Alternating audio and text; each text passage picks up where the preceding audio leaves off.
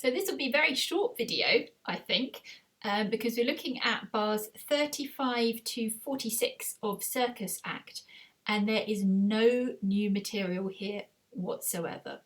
So I think you will have probably worked this out already if you've been listening to the recording of the piece being played all the way through. If you haven't been doing that, I suggest that's the absolute best thing that you could do, and then you will recognise all the music for this section.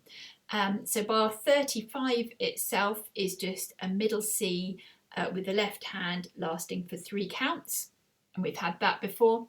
And then bar 36 through to bar 46 is exactly the same as the very beginning of the piece. So we're back to the cha, cha, and so on.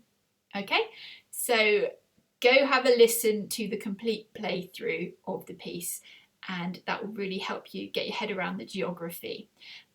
You might even want to come up with a diagram or something that helps you, like a visual aid, just to be able to piece all the sections together. And I will see you in the last video, which is for the last 5 bars of the piece.